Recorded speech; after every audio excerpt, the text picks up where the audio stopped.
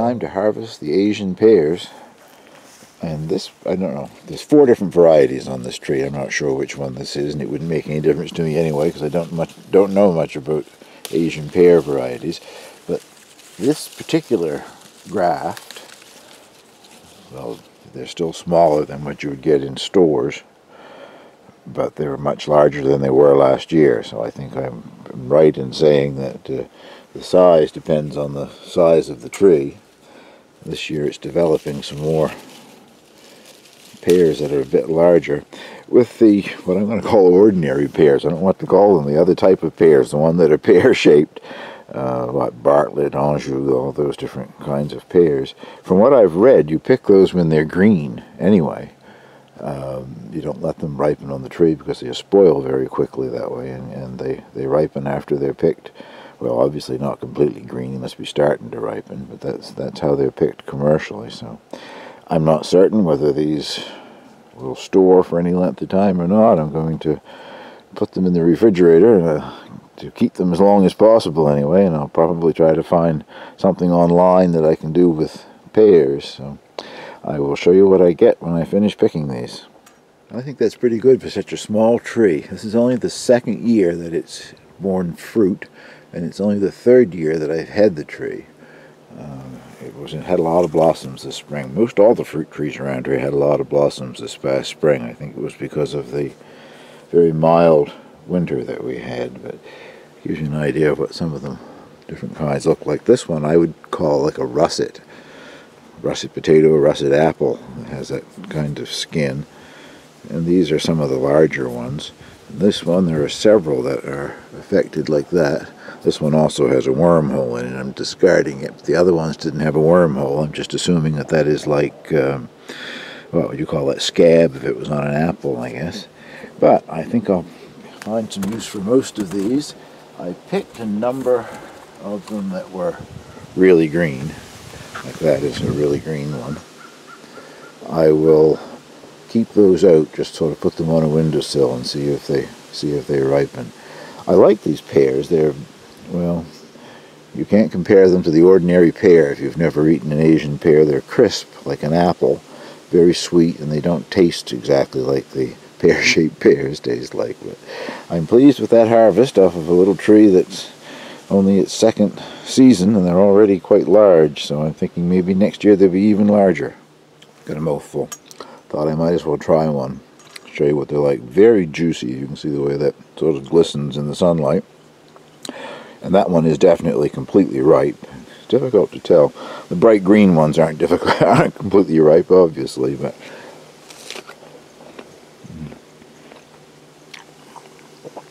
very crisp, very juicy, and I like the taste. So I'm going to have to look up some recipes and see what I can do with half a basket of pears. I didn't really give a reason as to why I thought it was time to pick those pears, I guess, because I noticed some had dropped on the ground, and that happened last year about this time too. Click, click, click is Angel checking me out here. I don't know, I think it has to do with the colder nights. They just start falling off. Well, the ones that fell off, I guess, were fully ripe as well, but we haven't had frost, but we are down to 6 degrees, I guess, night before last. It's our coldest so far. So frost probably isn't all that far off. I went in the hoop house and picked, I guess, all of the peppers. I think I left some of the green Thai chilies, hoping that they might still turn red, but that bowl is full of sweet peppers. Jimmy Nardello is this one. This is lipstick. This is a mini, supposed to be mini yellow, and to me they're kind of orange this year. Maybe they were last year, and I just don't remember it. I don't know.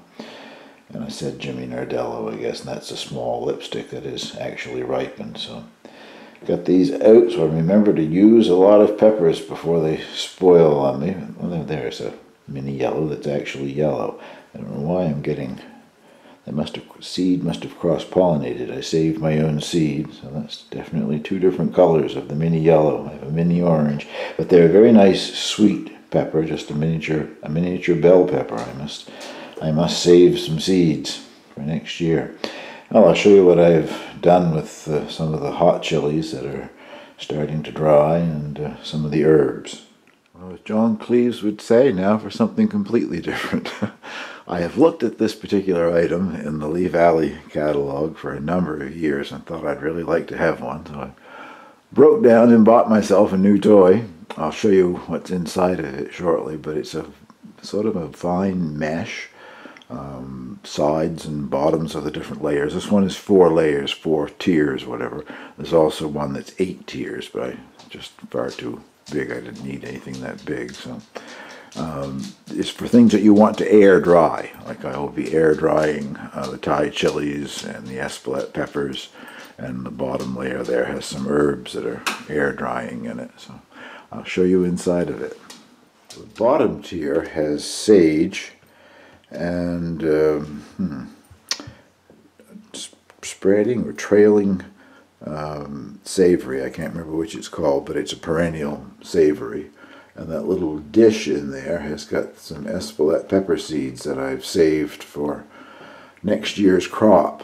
I'm trying to select for the Espelettes that have some heat.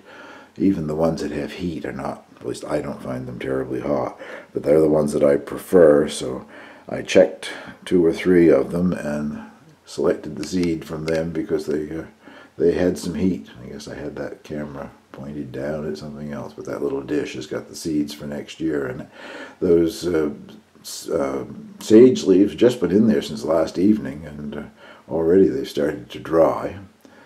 The next layer is the Espelette peppers. I did not have a very large harvest. I don't think there's anything left out to bring in yet. I think that's all of them this year. I had at least 3, maybe 4 plants, but didn't get a lot off of them, so I guess next year I'm going to have to grow more than 3 or 4 plants. And had the same sort of luck with the Thai chilies.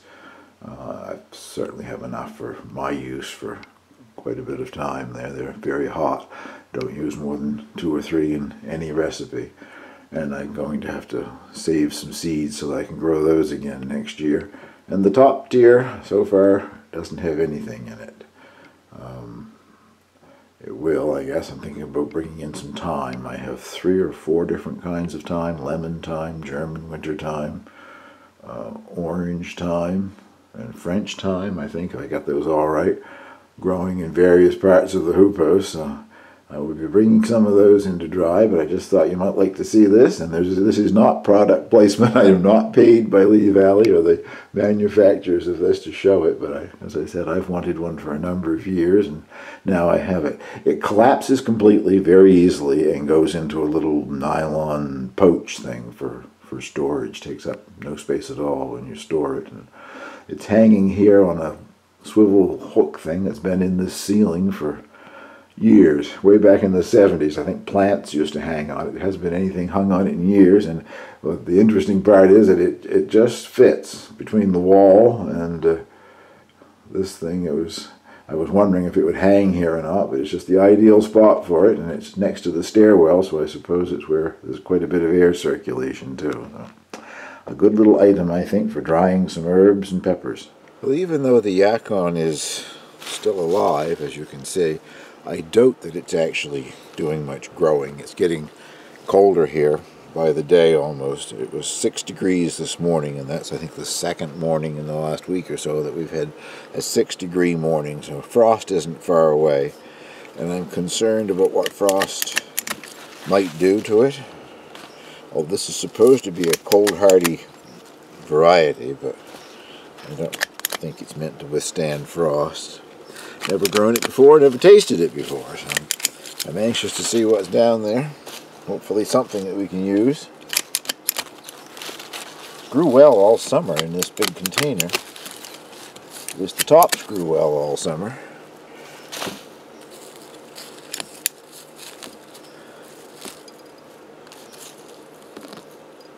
We still haven't had a great deal of rain. We've had a few rainy days, but it just seems to be very light rain when we get it. So soil is at least damp, I guess. This is a big, heavy pot.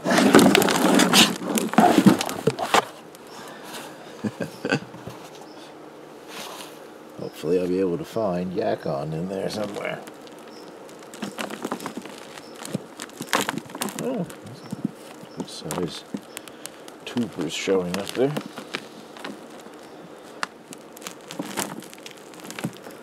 I don't remember how many pieces I planted in this. I could go back to that video, I suppose.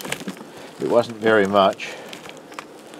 Ordered it from someplace in the US. I don't remember where. It came to me through mail. So evidently there wasn't any customs restriction on it, because it had a declaration on it declaring it as what it was.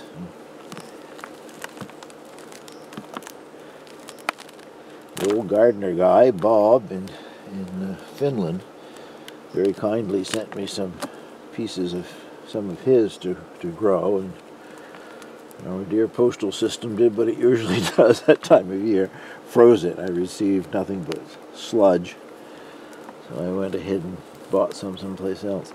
They look more like a, I don't know, a potato, a sweet potato or something, I guess, but I don't want to bury everything here again. Still a heavy lump of soil.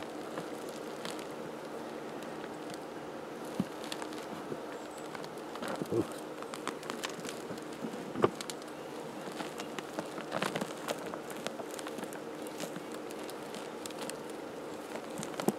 Well, I hope I like it and find something to do with it, because I think I have quite a bit. It's going to take me quite a while, I think, to get this out of there and cleaned up.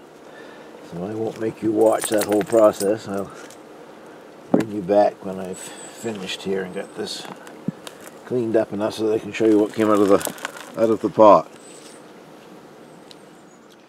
Well, I guess out of one container, that's a reasonable amount. No idea, as I said, never grown it before. I think these bits in here, the little reddish bit with the sort of a green bit of a nodule on the top, I'm not 100% sure, but I think that's what you save for replanting in another year or so. If you've grown this before and you have some uses for it, let me know so I have some idea what to do with it. I've peeled a small tuber.